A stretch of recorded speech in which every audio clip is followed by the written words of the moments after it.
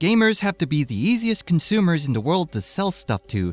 Make a trailer with shiny graphics and they'll pre-order your game and DLC. And for that reason, we take the initiative to see how games will turn out in the video game market.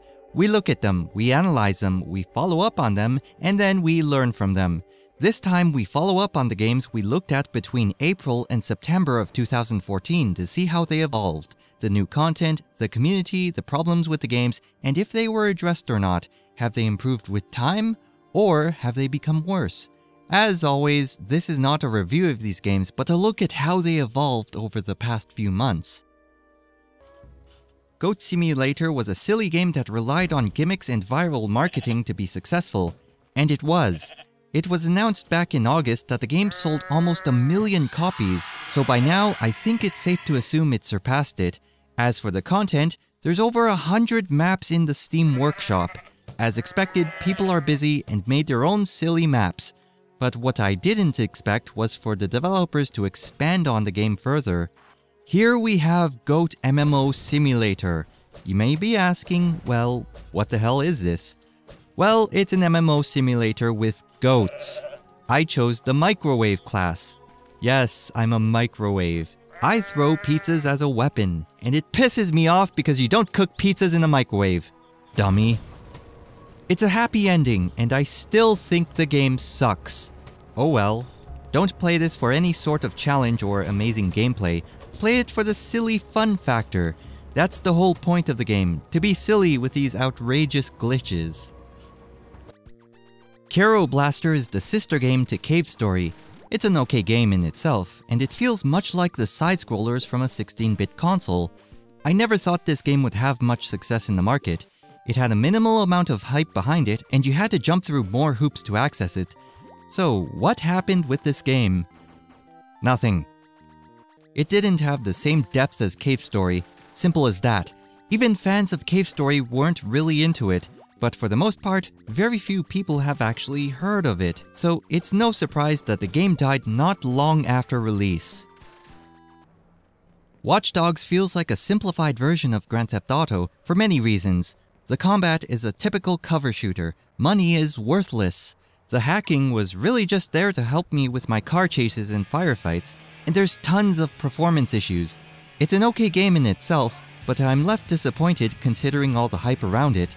The good news is that some of the problems were fixed.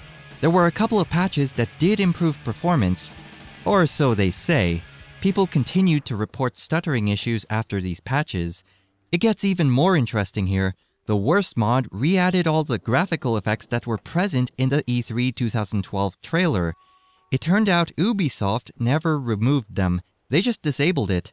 Ubisoft even released a statement about the mod. They say they deactivated these features for a variety of reasons, including possible impacts on visual fidelity, stability, performance, and overall gameplay quality.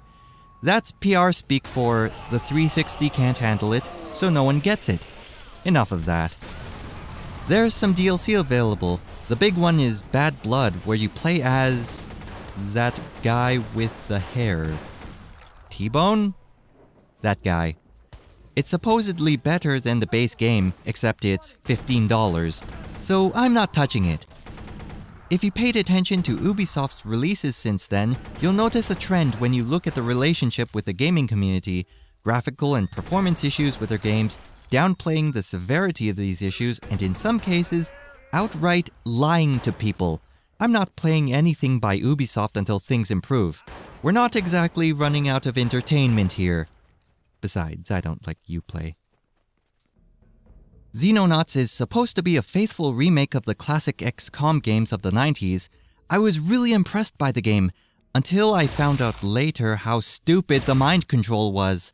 I had an amazing team that got ripped to shreds in 3 turns because they keep getting mind controlled. But the developers took the feedback well, and they're toning it down to give us a chance to react to it. They're also rolling out official Steam Workshop support to make the modding easier. The current mods aren't as comprehensive as I hoped for, but there is a custom map pack to give you additional crash sites and ground evasions. For the most part, I'd say the game is doing fairly well. It's really nice to see developers supporting their games long after they're released. It inspires confidence in them and carries over to their next game if and when they decide to announce it. I still recommend this game. It's not for everyone, but if this is the kind of game you're into, I'm sure you'll enjoy it. These are the games I looked at between April and June of 2014.